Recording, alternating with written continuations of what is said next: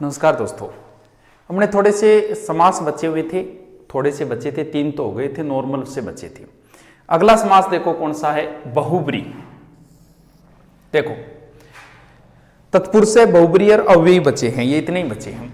बहुब्री समास देखो नाम से पता लगा, वो ट्रिक हम नाम से ही निकाल रहे हैं सारे, जितने भी निकाले। बहुब्री, इसको पकड़ो।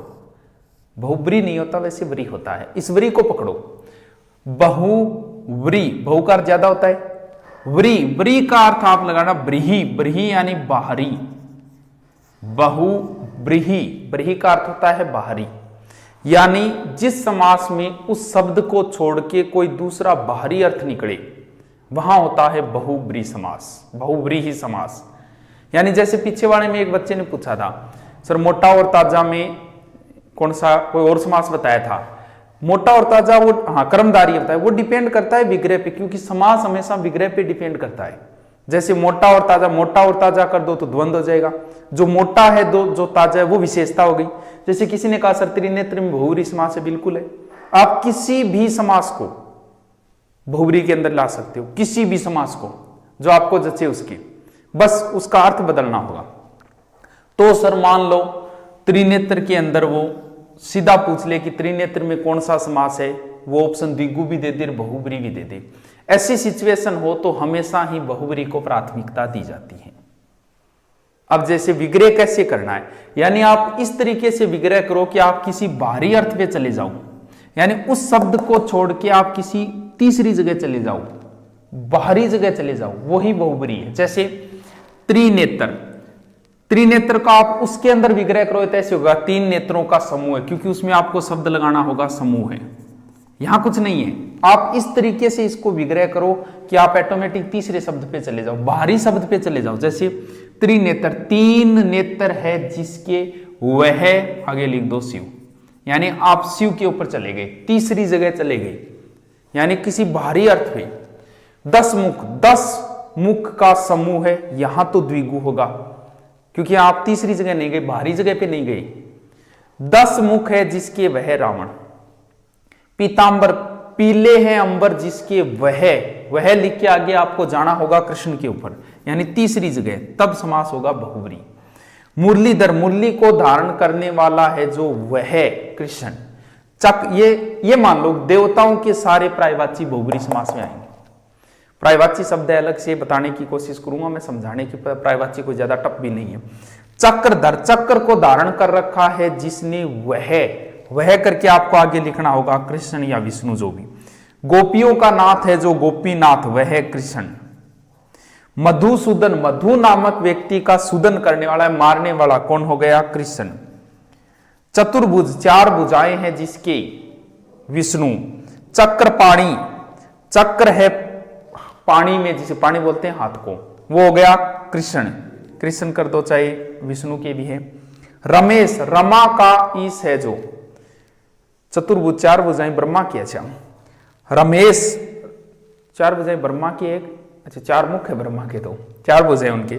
रमेश, रमा का ईश है जो, रमा बोलते हैं लक्ष्मी को, लक्ष्मी का ईश कौन हो गया, विष्णु।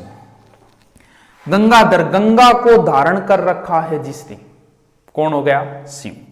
यानी तीसरे अर्थ पे जाना है और कुछ नहीं है, सबके ये होगा। सूर्य का पुत्र है जो कर्ण, सेलजा, सेल से जन्म हुआ है जिसका पार्वती, सेल बोलते हैं चट्टानों से। नीले हैं कट जिसके वह शिव। भूतेश, भूतों का ईश है जो, भगवान शिव को भूतेश कहा जाता है। शमशान भूमि के अंदर शिव, सिर्फ और सिर्फ शिव का ही मंदिर होता है और किसी का नहीं होता, भूतों के ईश है वो, मानवों के भी है और भूतों के, भूतेश। धुर्जटी, धुएं जैसी है जिसकी जटाएं, वह शिव। उमेश, उमा का ईश है जो, शिव। महादेव, महान है जो देव। अब महादेव में कर्मधारय ये भी है, लेकिन विग्रह कैसे करते हो ये डिपेंड करता है। अब देखो तत्पुरुष में 2 शब्द है, एक तत् है, दूसरा पुरुष है। 1 नंबर तत् है, 2 नंबर पुरुष है। अपना समाज कौन सा है, पुरुष प्रधान समाज, यानी 2 नंबर शब्द पकड़ो, यानी इस समास में द्वितीय पद प्रधान होता है। इस तरीके से हम नहीं निकाल सकते, इतना अनुभव नहीं होता कि इस तरीके से हम निकाल दें। अब देखो तत्पुरुष यानी पहला शब्द, दूसरा शब्द प्रधान होता है, इसमें द्वितीय पद प्रधान होता है तत्पुरुष समास के अंदर। सीधे याद रखो पुरुषों की अनेक विभक्तियां हैं, पुरुषों की अनेक विभक्तियां हैं बस। यानी इस समास में कारक के चिन्ह आते हैं, यानी कारक जो 8 प्रकार के कर्ता ने कर्म को करण से, संप्रदान के लिए अपादान से, संबंध काके की अधिकरण में पे पर, पहले वाला और लास्ट वाला 2 छोड़ के और 6 विभक्तियां आएगी, पहला और लास्ट छोड़ के। अब देखो इनका हमेशा ही ध्यान रखें, विग्रह ही पूछा जाता है लगभग, ऐसे कभी नहीं पूछा अभी तक तो कि भी सभा भवन में कौन सा तत्पुरुष है, संप्रदाय है कि अधिकरण, सीधा ही पूछते हैं सभा भवन में कौन सा समास है।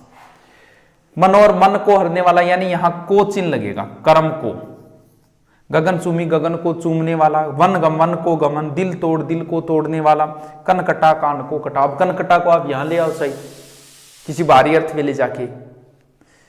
गुण युक्त, गुण से युक्त, रोगग्रस्त, रोग से ग्रस्त, मन माना, मन से माना, संप्रदाय, संप्रदान के लिए आता है के लिए, देशभक्ति, देश के लिए भक्ति, हवन सामग्री, हवन के लिए सामग्री, सभा भवन, सभा के लिए।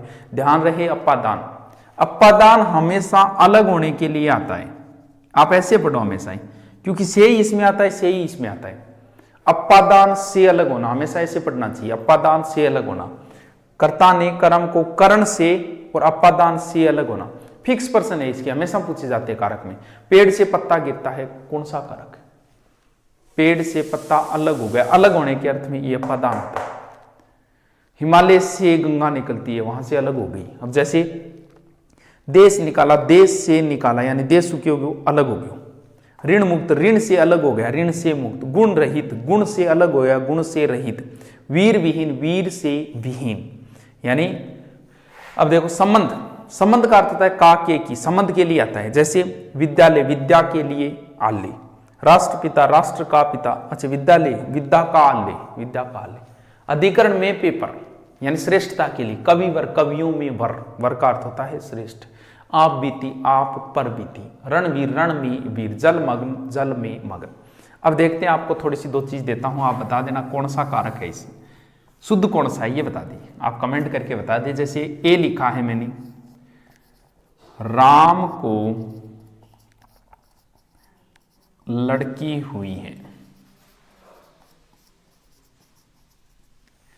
2 नंबर है राम के लड़की हुई है, लड़की हुई है, ठीक है। दूसरा, ये 1 और 2 इनमें बताना कौन सा शुद्ध है, विभक्तियों से संबंधित, ये देखते हैं कितना नॉलेज है। दूसरा है सीता को लड़की हुई है, लड़की हुई है। फिर दूसरा है सीता के लड़की हुई है। ऊपर वाले 2 में कौन सा शुद्ध है और नीचे वाले में कौन सा शुद्ध है, देखते हैं, कमेंट करके बताएं, पता चले। अब आपका बचा है ओनली अव्ययी भाव समास।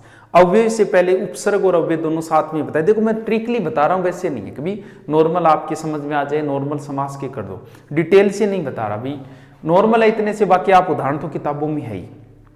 कितना समास समझ में आया वो कमेंट करके बताओगे तो ही पता चलेगा। ठीक है दोस्तों, धन्यवाद।